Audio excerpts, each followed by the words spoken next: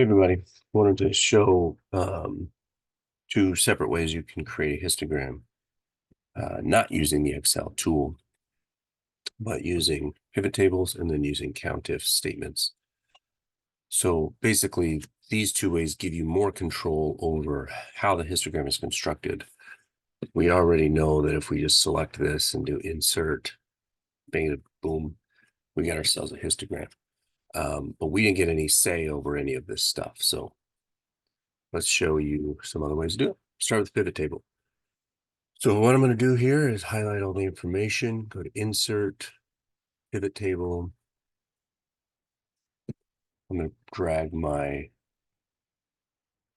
value down here. Oh, no. It's already doing it because I already did it just to practice it. Okay. Let's see. Oh, I know. I'll do this. Right. I do this. Move a copy, create a copy, new book.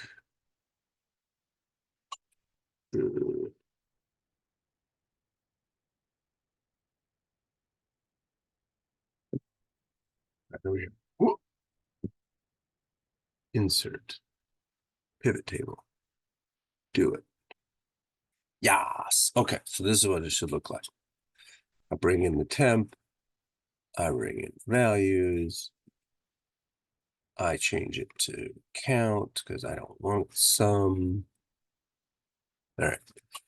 And the point here is this is a really dumb organizational tool because I have a lot of singleton values. There are some duplicates. There's a couple 13.4s. So what I want to do is group. So I click on any of the row labels, right click, and I should get the choice to group. I can see that my bottom is starting at minus 1.1. That's the minimum value. So I'm going to say, we'll start at negative 10. And we'll go up to, I'm just going to count by 10. So I'm going to go up to 70. All right, so there we go. 365 values, it's a good sign because it was for a full year.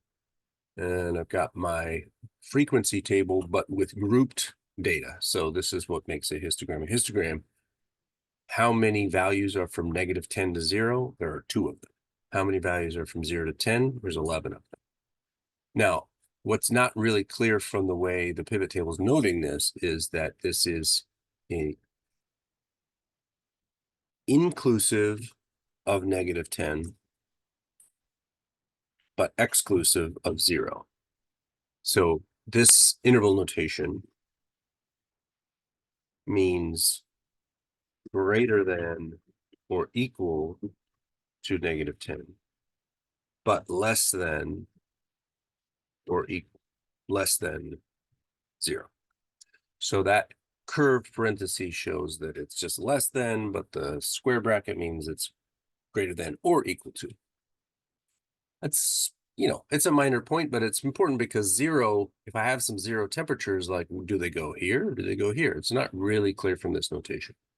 All right, let's do it again. So the countif approach, I'm going to stay on the same sheet. We've already done countif. We're actually going to do what's called a countifs here. And the first thing I'm going to do is I'm going to physically construct my range. Same kind of idea here. This would be my min value in the bin, and this would be my max value in the bin. And so I could write this in interval notation, but I'm going to use the power of Excel to kind of speed this up. Let's see if I can do this with just 2 values. Yay! So once I have 2 values, Excel can kind of see the pattern and say, okay, you want me to count by tens. So now I have the same bins as I have over here. Negative 10 to 0, 0 to 10, 10 to 20. Okay. And now I just need to write my countifs. So, well, first I can build the range,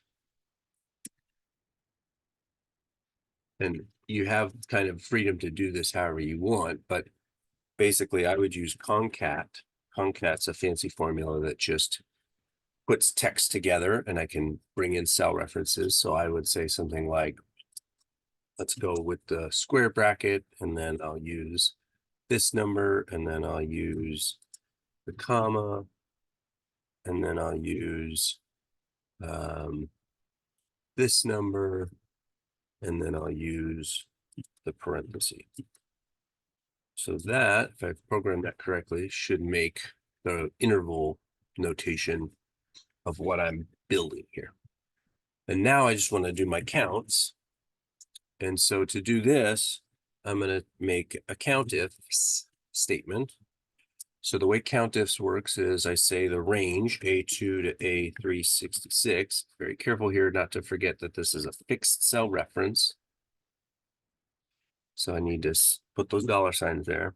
And my first criteria is that I want this to be bigger than -10. So sorry, bigger than or equal to -10. So greater than or equal to. And now I need to bring in my value here. I'm going to add a second criteria. I need to say the range again. So $2, colon $366. And I'm going from less than. This and notation is just another way of doing the concats, like building a little string for Excel to use. Oh, that's a good sign. 2 number here, and I already saw I had 2 here. At this point, the beautiful thing is with autofill, I should be ready to go because the E6 and the F6 are going to change as I go down, but the range is going to stay consistent. Okay. So and I got myself 211.4177, 211.4177. I'm feeling good.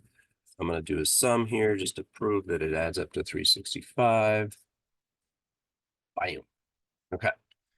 I don't care how you do it. This is like math. There's multiple ways to solve problems, and you choose the one that kind of makes most sense to you.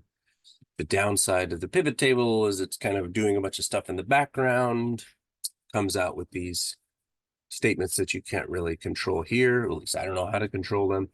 The downside of this countifs approach is this is kind of a crazy formula. It's like, what the heck is going on over here? But I think once you understand it and kind of break it apart, it should make sense.